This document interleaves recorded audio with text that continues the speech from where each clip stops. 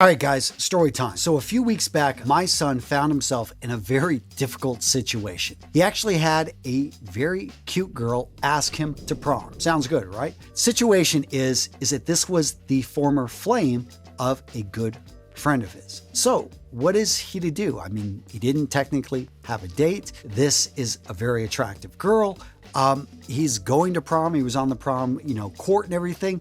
But, what would you do?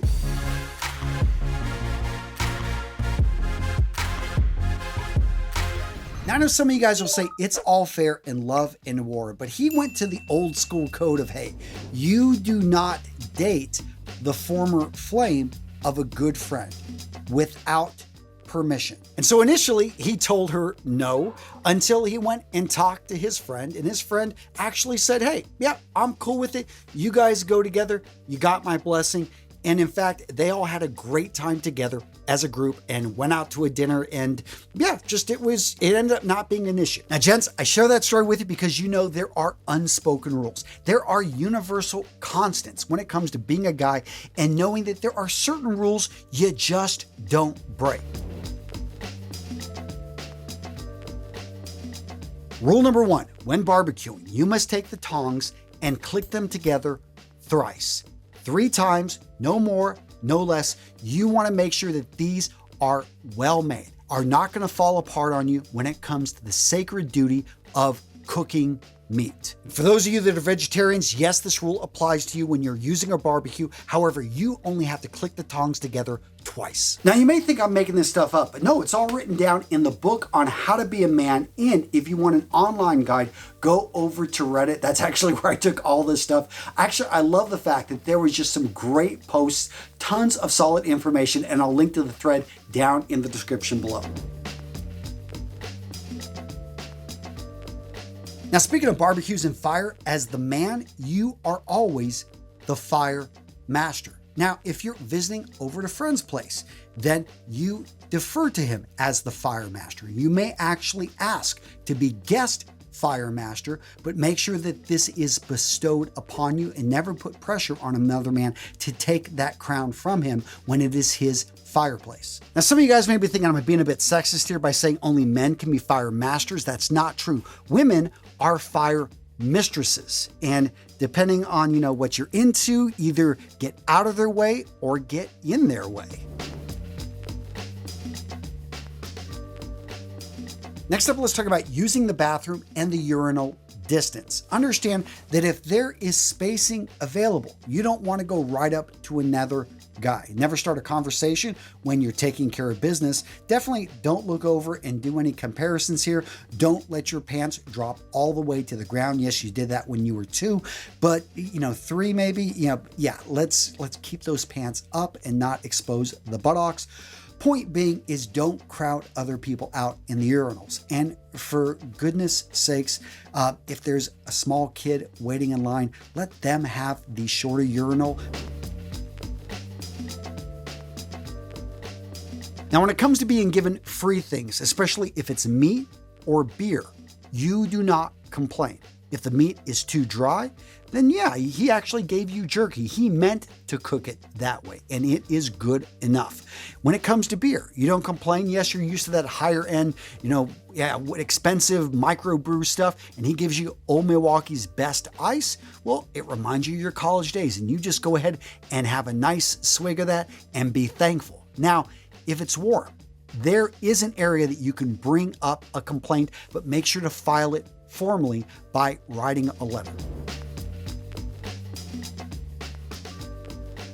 Now, this one I should have talked a little bit about earlier when we were talking about grilling, and that is whenever your friend pops open a grill, or even if you barely know the guy, you should go around the grill. Understand that this is universal to men, that we should congregate around the grill, and you should take in the smells and just tell the guy that, damn, this stuff is smelling good.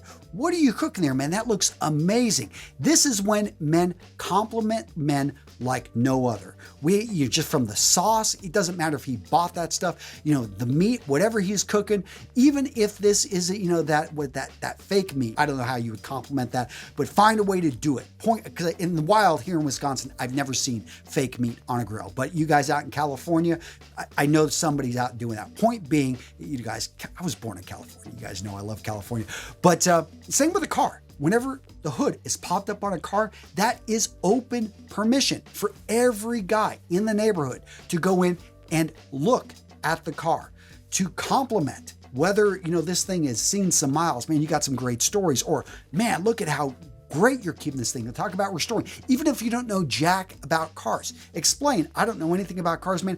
Tell me what you got going on. Again, this is where the magic happens, where the conversations and the friendships are forged. Next up, let's talk about greetings. And this is something a lot of younger guys don't understand, but the unspoken rule with greetings is if you know somebody, you've seen this person, you've seen this guy multiple times at the gym, you can give him a nod up. That is, hey man, good to see you again. It's an acknowledgement that we're friendly, we know each other. Yeah, I've seen him 50 times in the gym. I've never said anything, but I've given him multiple nods. Yeah, we're nod buddies. Now, if you see somebody for the first time, and it's just another dude walking down the street, somebody that you don't know at all, then you can give them the nod, but give them the nod down. That right there is simply an acknowledgement, man to man. Important you know the difference. Again, a lot of younger guys don't know this, and they end up confusing somebody because it's like, man, he gave me a nod up. Do I know that guy? And they're trying to figure out who you are for days. Now, this next one I can't believe even has to be said, but I'm going to blame it on society, which seems to make this out as just being something that hurts, but they don't understand the pain, and that is getting kicked in the gonads, the balls. Understand, guys, that you never kick another man in the balls. Maybe an extreme situation in which you are being attacked with your family and that guy is running at you and he just jumped off a horse and he's got the whole, leg spread, coming at you, kind of, bow-legged thing. Yeah, then that's an easy target. But for the majority of the time, you either get the hell out of there. Yeah, don't try to kick somebody in the balls. It's just one of the worst things that you can do to a guy. And if you ever see a friend that got kicked in the balls or accidentally got hit in the balls, it's important that you pass on that feeling. A lot of people say that men don't have this sense of empathy. They have never seen a man kicked in the balls or hit in the balls around his friends. Because what happens? All of us immediately react. We have had it happen, and we know that by actually showing off these feelings and making sounds that we are helping our buddy recover maybe, like 1% faster. Now let's talk about vehicle rules. So you're with 4 dudes, you can call shotgun. If your friend is with his wife, understand that this is their vehicle. She's going to get shotgun. Yes, it's unfair, but guys, you can ask for it and maybe even try to point out to your friend that, hey, we've got a long history, longer than you do with her. Maybe he'll go along with it, but understand that by default, it's her seat. That being said, 4 guys, you call shotgun, you got it. Now understand there are certain positions where you need to be. If you're in the back, your job is just simply to put on your seatbelt, to shut up, occasionally join in the conversations, but to pass out snacks if you have them. If you're in the front, this is the key position, especially you're in that passenger seat. Your job is to navigate. So you're, putting in the coordinates wherever you're going to go. And you can ask, hey, is everyone cool with the temperature? Check with the driver. Again, the driver, he's the pilot. He has full control over everything, but he may not want to reach over and adjust vents or, bother with it, especially if people want, you make sure that he is comfortable. As the driver, yeah, you are the captain. This is your ship. That being said, you take care of your crew. For you guys out there that have beards, you guys out there that are bald, you know that you've got a deeper kinship. There is an unspoken rule that Another man who walks into a room and is bald, you are bald brothers. Another man that walks in and he's got a full beard like you, or maybe he's just got a baby, he's got that little bit of stubble with a goatee thing going. You guys are instantly related and you have that in common. So if there were to be a full-on fight, Shillelagh Law comes out, you know that you've got someone that's got your back. So immediately go to this guy, because you two are going to be able to punch it out and hopefully pick up a few other baldies or beardies on the way out and form your gang and then go on to glory. Now, for you younger guys, this rule is really important. When you're out with your buds and your friend's crush is in the vicinity, understand he becomes the funny one. He becomes the guy that you defer to. Whenever you're walking around, maybe take a step back. Let him have the lead. You want to shine. You are the wingman. It is not your position to come off as the person in charge, as the overly funny guy. This is his time to shine, your time to support. Next up, if you borrow another man's car, it's important you return it looking better than what it was when you received it. You take it to the car wash, even if it's being held together with dirt and you're worried that it will fall apart outside the car wash. Still, try to do what you can, maybe spot wash it. Make sure it is filled with gas. Yes, you borrowed it and it was empty. Still, he loaned you the car, loaned you that truck. You want to make sure that that gas is on full. Now, this one has become incredibly difficult for me as I now have 11 people living in my house, but that is be a one-trip man when it goes to the grocery store. So you may load up everything in the back of your truck, but understand you get one chance to bring it in.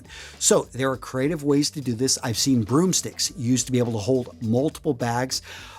View this as weightlifting, as being able to show, all that time you've spent in the gym wasn't a waste. And it is not cheating if you actually bring your kids out and load weight on top of them. I swear, a 4-year-old, you'd be amazed at what you can get on their shoulders. Remember, gents, your mama didn't raise no two-trip bitch. I have to admit, that was one of my favorite quotes I saw over on Reddit. Just love it. Understand that if you did not buy the beer, you do not have the right to take the last one. It may be delicious. You may have a full-on buzz going. You may not remember what's going on, but you better remember you do not grab that last beer. That is the person that brought it. That being said, you can go around and collect money and stumble your way over to the store to grab another 6-pack, or better yet, a case if needed. When polling a group of people of who is hungry, understand that men talk in future tense because we're always hungry, and yes, we can go eat there. If women say, and there's a group of them, hey, we're not hungry, understand they're saying they're not hungry at that moment, but assume that they will probably be hungry in 1 to 2 hours. So if you only go get food for the guys, you have to know that the women are going to steal a lot of that food. So make everybody happy by just being that person that brings more food than needed. No one will complain and everyone will be satisfied. If you're playing video games at your buddy's house, understand you are always player 2. He is player 1, or she. God, come on. Is anyone breaking this rule? I knew this as a kid. I can't believe this stuff has to be said. All right, Jen, so what video to watch next? How about the things you did not know you were doing wrong until you started living with a woman? Yes. There are a lot of, it goes on and on, guys. What am I talking about? Find out in this video. It's a good one. Yeah, click on it. Magically go over there and check it out. It's a good one.